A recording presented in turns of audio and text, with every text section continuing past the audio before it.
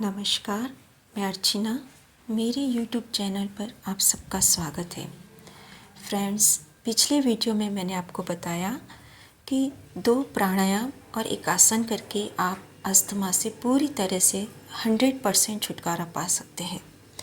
इस वीडियो में मैं आपको बताऊंगी कि यदि आपको अस्थमा है, चाहे हल्का अस्थमा हो या सालों पुराना अस्थमा हो, आपको अस्थमा में क्या खाना है, क्या नहीं खाना है, मैं इस वीडियो में आपको ये बताऊंगी।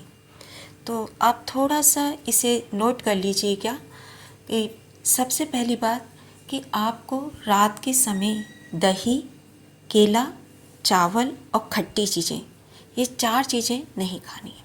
ठीक है, आपको रात के समय चाहे कोई सा भी मौसम हो, रात के समय दही, केला, चावल, खट्टी चीज़ें प्लस रस वाली मिठाइयाँ जैसे रसगुल्ला, रसमलाई और चाशनी की चीज़ें होती है, गुलाब जामुन वगैरह, ये रस वाली मिठाइयाँ रात को नहीं खानी है। ओके। अगर बारिश का मौसम है, बारिश के मौसम में और सर्दी के मौसम में आपको दिन में दही केला नहीं खाना है। बारिश के मौसम में और सर्दी के मौसम में आपको दिन के समय भी दही केला नहीं खाना है। और आम का अचार, यानी कि जैसे कई लोग केरी का अचार भी कहते हैं, आम का अचार और नींबू का अचार भी बारिश के मौसम में और सर्दी के मौसम में नहीं खाना है। यदि आपको अस्थमा की प्रॉब्लम हो रही है तो ठीक है। और यदि आपको अस्थमा अब आपका क्योर हो चुका है, तब भी आपको इन चीज़ों का ध्यान रखना है कि यदि आपका अस्थमा क्योर हो चुका है तब भी आपको ये परहेज करना है कि बारिश में और सर्दी में दही केला नहीं खाना है और आम का अचार और नींबू का अचार नहीं खाना है।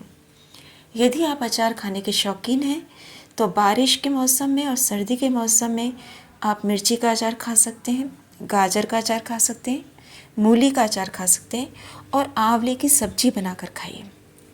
आंवले का अचार मत खाइए, क्योंकि आंवले के अचार में जब वो राई को पीस कर डालते हैं और सरसों का तेल डालते हैं तो बहुत ज़्यादा खट्टा हो जाता है। तो कई लोगों से हाइपर एसिडिटी होती है, उससे भी कफ हो जाता है, बलगम हो जाता है। तो आपको यदि आंवले आप या तो उबाल के ऐसे ही खा लीजिए रोटी के साथ, और या फिर आपको थोड़ा सा चटपटा खाने का शौक है तो आप आंवले के सिंपल जो अपन खाने का तेल होता है उसमें राई सौंफ डाल के, नमक हल्दी मिर्च वगैरह डाल के सब्जी छौंक लीजिए। आंवले उबाल के उसके फाँके करके उबाल के ऐसे सब्जी की तरह छौंक लीजिए और थोड़ा थोड़ा बना के जैसे पाव भर आंवले की सब्जी बना के रख दी फ्रिज में, वो 10-15 दिन आराम से चल जाती है। ठीक है, तो आंवले की सब्जी खाइए, गाजर का अचार खाइए, मिर्ची का अचार खाइए, मूली का अचार भी खा सकते हैं, गोभी का भी खा सकते हैं। लेकिन नींबू का केरी का सर्दी में और बारिश के मौसम में नहीं खाइए। आप दही केला, नींबू का अचार, आम का अचार, ये चारों चीज़ें आप गर्मी के मौसम में खाइए। अप्रैल से लेकर आप जून तक या मिड मार्च से लेकर जून तक आप आम का अचार खा सकते हैं, आम का अचार खा सकते हैं, नींबू का अचार खा सकते हैं, दही खा सकते हैं, केला खा सकते हैं, लेकिन दिन में। ठीक है, तो गर्मी के मौसम में आप दिन में केला खाइए, दही खाइए, आम का अचार खाइए और नींबू का अचार खाइए। लेकिन ये सारी चीज़ें आप संध्या के समय या रात के समय मत खाइए, चाहे आपका अस्थमा क्योर हो चुका है तो भी ये आपको परहेज रखना है।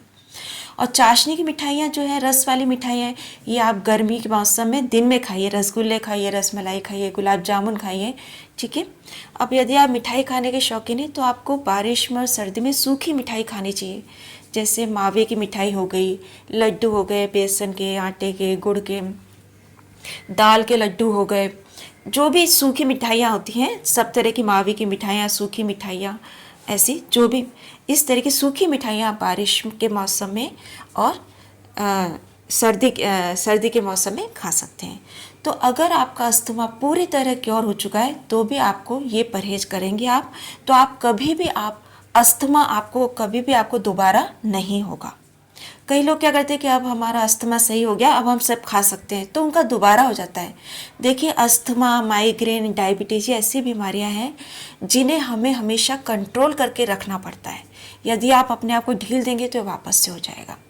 तो जो प्राणायाम आसन मैंने बताया है वो आप कीजिए। साथ में जो ये मैं परहेज बता रही हूँ, जब आपका अस्थमा 100% क्योर हो जाए तब भी आप इस परहेज को जारी रखिए, तो आपको अस्थमा दोबारा कभी नहीं होगा। धन्यवाद। जय श्री कृष्ण। और यदि आपको मेरा वीडियो पसंद आए तो please like, share and subscribe. Again धन्यवाद। जय श्री कृष्ण।